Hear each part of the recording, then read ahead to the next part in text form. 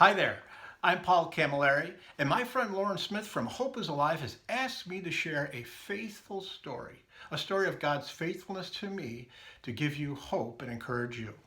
So there I was, long time ago in Big Flats, New York, pumping gas in a U-Haul full of Operation Christmas Child boxes. That was the very first year my wife and I had established the first drop-off in Cayuga County for Operation Christmas Child. I had 1,000 boxes in back there. It was a great day. We had a great amount of things. Never done anything like that before in my life. But I was worried. Not about the boxes. I had a job that had come to an end. It was an awesome job. It was a job of cutting edge technology. I was working with all these different people from all over the world, teachers and software producers and engineers and so many different people from different lands, people from different religions. I had a wonderful time sharing. It gave me a great opportunity to learn skills, to grow skills. The team I worked in, we won awards, national awards again and again for the great work we did. But more importantly, within that time, I had a chance to share my faith. I had a chance to give Christian publications to people I worked with. I had a chance to give Christian CDs to people at that time. We even had a Bible study every week at work. It was an awesome time of faith. Even beyond that, my faith in my life, I was working as a youth group leader. I was a brand new father. Things were exciting in my life. But then all of a sudden, the job ended. This was a high-paying job, a job I had for a long time. Jobs like this do not exist in this area. They don't exist in this area today. And here I was a person that would always tell people, God provides for me. He'll provide for you.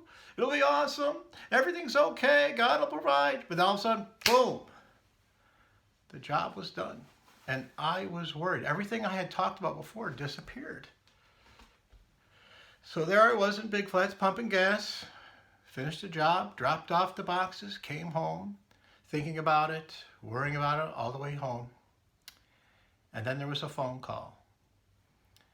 And the voice on the other line was a friend, a producer from the company I had worked with.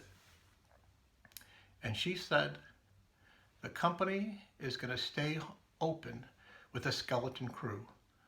The headquarters on the West Coast decided they wanted to stay open and work on this high-profile project. And they wanted me to be the head of the creative department, me to assemble the team, me to help them get where they had to be. And of course I said, yes, I'll do this. I'll be happy to do this. And I got off the phone and I was ashamed. I'm the guy who said all these things that God provides. But I sat there in the midst of ministry and was worried about what I was going to do. I didn't have to do anything because God was faithful. He provided for me and my family at that time. He continued to provide for me, not just for work. I can't believe the type of things I've done in my life, but also in ministry. I cannot believe all the things that He has provided for me because He's given me the strength to be faithful. I would have never known I would have worked on publications that have been in 3 different countries sharing the gospel. I would have never known I would have been broadcast throughout the state. I would have never known I would have been working with so many churches and pastors and other Christians would seek me out to help them to share the gospel. I didn't know any of those things. I didn't even really have a formal education. I just had a high school diploma. But God kept me willing, and so there was always hope, and there is always hope. I love that title that Lauren's come up with, is Hope is Alive. Actually, I've written this thing because hope is alive, and I want you to understand it. So let me read this to you here. If you're treasuring people more than trashing them, if you're looking to help instead of hurt, striving to be a peacemaker and not a problem causer, looking to encourage and not to condemn, to share the gospel rather than slander with gossip, to get people ready for heaven, not ready to tell them to go to hell, to give them a warm embrace instead of a cold shoulder.